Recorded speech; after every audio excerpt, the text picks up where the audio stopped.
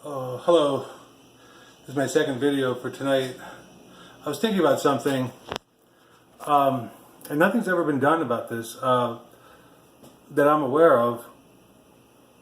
And no one's ever contacted me to tell me that they've, fixed things. On October 30th, 2017, I had two Portland police officers, a U.S. Marshal, and a person working with a mobile crisis unit come over to my apartment. They came to the building where I live, and they said they wanted to do a welfare check. And I wasn't so sure about what they were telling me the truth or not. It was an Officer Hansen, Hansen, I think it is, Hansen. I had his badge number, but I don't have it with me now. He was the one I spoke with. He was in uniform. And I said, "Are you sure you just want to do a welfare check?" And he said, "Yeah." And I said, "Okay." And he said, "Can we go in and talk?" I said, "Okay." So we went into this dining area in where I live. It was like a kitchen with dining room tables. And we all sat down, and there was another Portland police officer. His name was Combs, and he was in plain clothes, Combs. And then there was the U.S. Marshal. I didn't get his name. And then there was the woman with the crisis unit. Her name was Lindsay. And they were asking me questions. It was Senator Merkley's office, Portland office, had sent them out. A man named, I believe it was Scott McGuire, had contacted them. Senator Merkley's office is really corrupt, and I had posted a lot of information online about a lot of different corrupt events, like no shooting at Sandy Hook, Boston bombing being fake, no Orlando Pulse nightclub shooting, nobody dying in the synagogue in Pittsburgh, Pennsylvania on the 27th of October. And no one ever calls me up to ask me questions. Nobody emails me. And the newspapers refuse to report these stories. And remember, I got a lot of grief from Therese Bottomley, the editor of the Oregonian. She told me to stop contacting them, stop emailing them. Anyways, this guy, Officer Combs, wanted to do a search of my room, and he kept asking me over and over and over again, "I'd like to look in your room, I'd like to look in your room." And he said he wanted to look for an arsenal. Well, I've never owned a gun, and I don't know why he wanted to look for one, but that's what he said he wanted to look for. He said an arsenal. He didn't say he was looking for a gun. I don't know why. But when he got into my, I said, "Okay, fine." I thought he was going to assault me because he kept asking, and I talked about this in another video.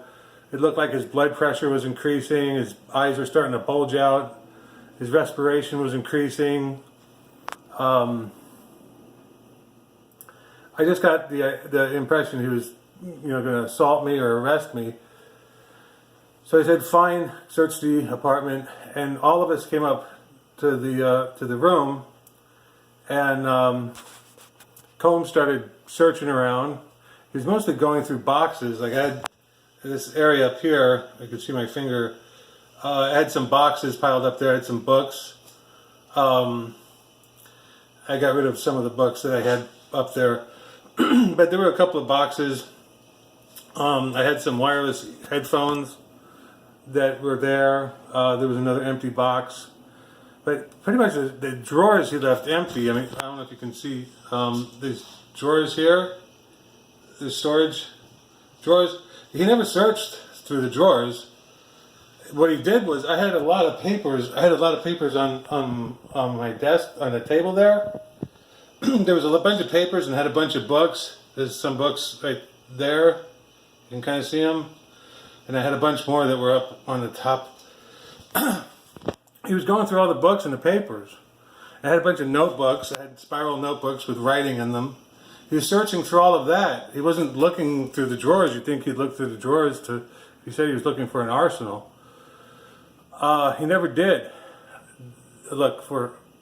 I mean, he didn't. He was looking through my personal item, my writings and books and things, and he commented on the number of books that I had.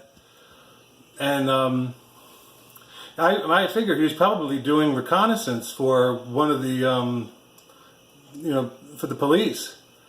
I know the detective Tony Harris, the detective who arrested me in April of 2013, the one who said he was going to break all the windows in the house, is still working for the Portland Police Department. They haven't gotten rid of him. I don't know why. So maybe Combs was searching around for Detective Harris. When I filed a complaint with the Independent Police Review, they said that they didn't do anything inappropriate because I had permitted them into the apartment. And I had mentioned that they thought the guy was going to assault me. And they just disregarded that. I wanted to file a complaint with the controller, I guess it is. Mary Hull Cabullo or something like this. Well, she never returned my phone call or email. And then the Independent Police Review Director, I think his name is Konstantin Severe. I think that's his name. You can find it on the Portland government website. Maybe I'll include a link in the description. Well, anyways, this guy never got back to me. His supervisor never got back to me. None of the city council members got back to me. The mayor's office had told me earlier not to contact them anymore because I notified them that no one was killed at the Pittsburgh synagogue on October 27th. And they had gone to a vigil at Beth Israel Congregation here in Portland, Oregon, along with the governor and Senator Ron Wyden. And I've never heard back from Wyden's office or the governor's office. Senator Wyden, I filed an ethics complaint against him for that. And for some other things. And then Senator Merkley as well. Anyways, yeah, I just wanted to mention that Officer Combs wasn't looking for a gun. He was going through all my papers.